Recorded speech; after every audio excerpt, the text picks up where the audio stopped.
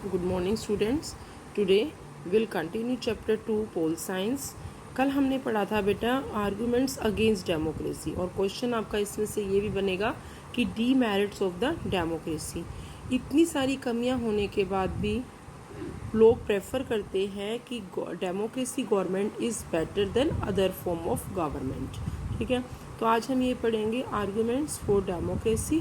Democracy जो है इतनी कमियां होने के बाद भी लोग इसे क्यों चाहते हैं कि ये हमारे देश में होनी चाहिए।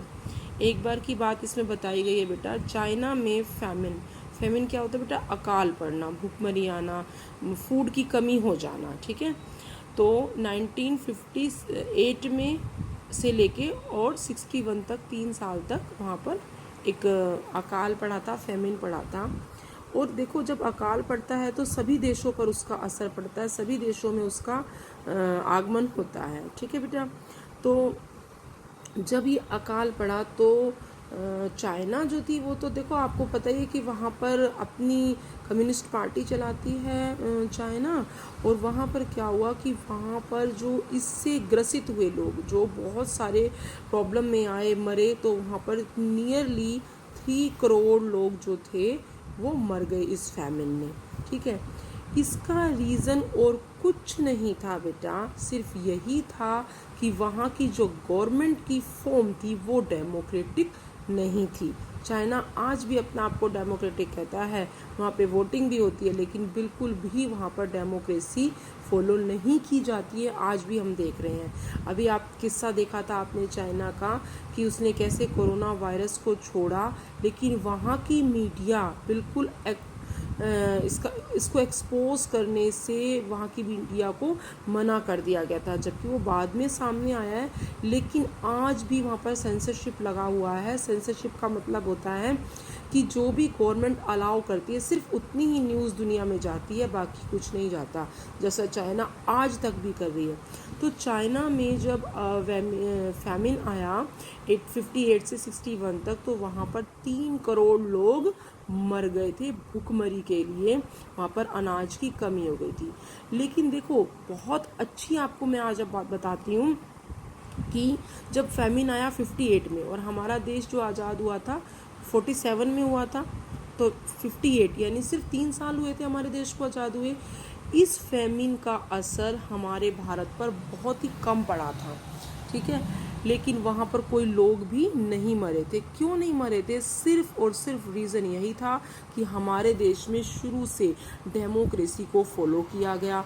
और जहाँ गवर्नमेंट डेमोक्रेटिक होती है बेटा, वहाँ पर कोई लैकिंग अगर देश में हो जाती है, कोई भी स्टारवेशन होता है, कोई भी फैमिन आता है, कोई भी फ्लड आती है, तो उस समय गवर्नमेंट की जिम्मेदारी होती है लोगों तक फूड को पहुंचाना।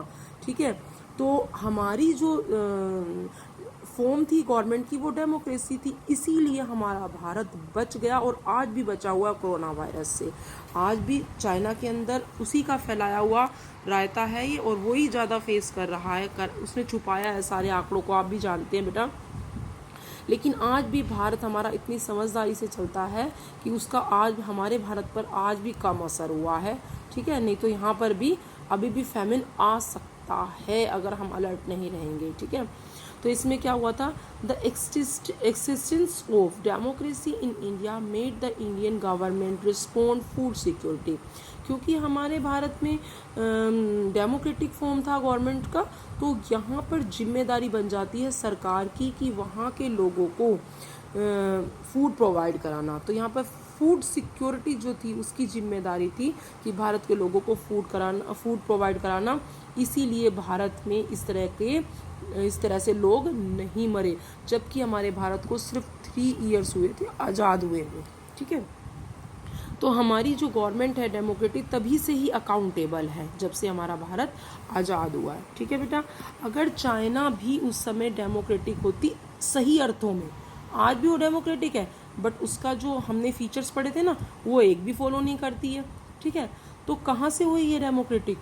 चाइना भी बच सकता था उस फैमिन से अगर वो डेमोक्रेटिक होता।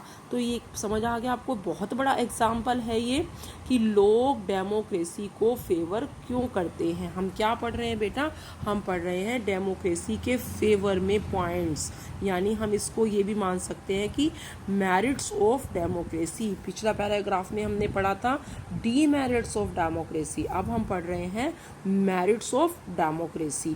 और लोग क्यों चाहते हैं, यही रीज़न है, इसीलिए चाहते हैं लोग कि हमारे देश में डेमोक्रेसी होनी चाहिए।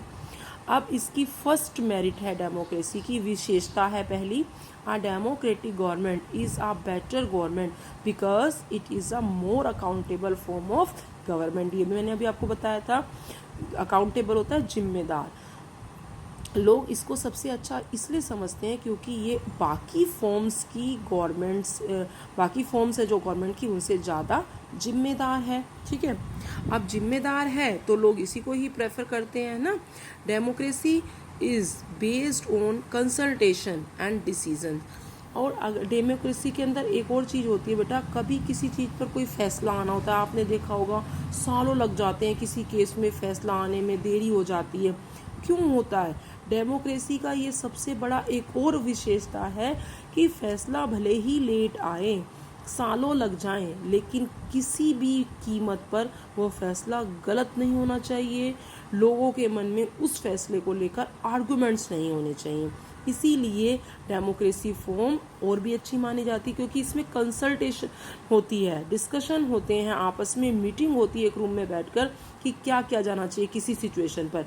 लेकिन आप बार बार मैं कंपैरिजन भी करती जा रही हूँ बेटा कि डिक्टेटरशिप और मोनार्की गवर्नमेंट में ऐसा नहीं होता। एक बार जो डिसीज़न ले लिया गया तो ले लिया गया, ना उसमें चेंजेस हो सकते हैं, ना डिसीज़न कोई चेंज हो सकता है, ना डिस्कशन होता है, ना कंसल्टेशन होता है उसके ऊपर। बस जो एक बार वहाँ का मुखिया फैसला ले ले, प्रधानमंत्री ले ले, जो भी राजा है वो ले ले, वही लोगों को मानना पड़ता है, चाहे वो किसी को पसंद आए या ना आए। ओके बेटा, सेकेंड फीचर है हमारा this democracy improve the quality of decision making. यही हमने अभी बात की है कि अगर मान लो गवर्नमेंट, डेमोक्रेसी गवर्नमेंट में अगर कोई फैसला ले भी लिया गया है और उसको चेंज करने की जरूरत महसूस हो रही है पब्लिक के अकॉर्डिंग, पब्लिक के व्यूज़ के अकॉर्डिंग, तो उसमें भी चेंजेस होने की पॉसिबिलिटी होती है। अदर गवर्नमेंट फॉर्म्स में नहीं होती है। डिक्टेटरशिप में भी ऐसा कुछ नहीं होता, मोनार्की में भी कुछ नहीं होता है। ठीक है, अगला आपका थर्ड आपकी जो मेरिट है डेमोक्रेसी की, democracy provides a method to deal with differences and conflicts.